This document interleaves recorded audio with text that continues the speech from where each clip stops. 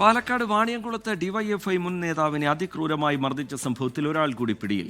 പ്രദേശവാസിയായ രാജുവാണ് പിടിയിലായത്. മുഖ്യപ്രതി ഡിവൈഎഫ്ഐ ബ്ലോക്ക് സെക്രട്ടറി രാകേഷ് ഇപ്പോഴും ഒളിവിലാണ്.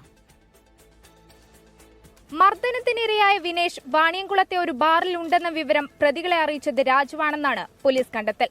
വിനേഷിന്റെ ഫോട്ടോ സഹിതം രാജു നിലവിൽ റിമാൻഡിലുള്ള ബ്ലോക്ക് സെക്രട്ടേറിയറ്റ് അംഗം ഹാരിസിന് അയക്കുകയായിരുന്നു. രാജുവിനെ പോലീസ് വിശദമായി ചോദ്യം ചെയ്തു വരികയാണ്. ഗൂഢാലോചനയിൽ രാജുവിന് പങ്കുണ്ടോ എന്ന് പോലീസ് പരിശോധിക്കുന്നുണ്ട്. രാജുവിന് പാർട്ടിയുമായി ബന്ധമില്ലെന്നും അനുഭാവി മാത്രമാണെന്നും പോലീസ് വ്യക്തമാക്കി. ഇയാൾ കസ്റ്റഡിയിൽ തുടരുകയാണ്.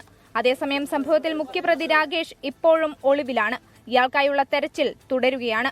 ആക്രമണത്തിനിരയായ പനയൂർ സ്വദേശി വിനേഷിന്റെ ആരോഗ്യനിലയിൽ നേരിയ പുരോഗതിയുണ്ടെന്ന് ഡോക്ടേഴ്സ് അറിയിച്ചു. കേസിൽ കൂടുതൽ പേരെ പ്രതി ചേർത്തേക്കും. സംഭവത്തിൽ C Rakesh, DYFI block secretariat അംഗം മുഹമ്മദ് ഹാരിസ്, കൂനത്തൂർ മേഖലാ ഭാരവാഹികളായ സുർജിത്, കിരൺ എന്നിവരെ പാർട്ടിയിൽ നിന്നും CPIM ഇന്നലെ സസ്പെൻഡ് ചെയ്തിരുന്നു. 24 പാലക്കാട്. ലോകത്തെവിടെയായാലും ഏത് സമയത്തും 24 വാർത്തകളും ഓഗ്മെന്റഡ് റിയാലിറ്റി പാക്കേജുകളും എക്സ്പ്ലെയിനറുകളും വിശദമായി കാണാൻ ഞങ്ങളുടെ YouTube ചാനൽ നിങ്ങൾക്ക് സബ്സ്ക്രൈബ് ചെയ്യാം.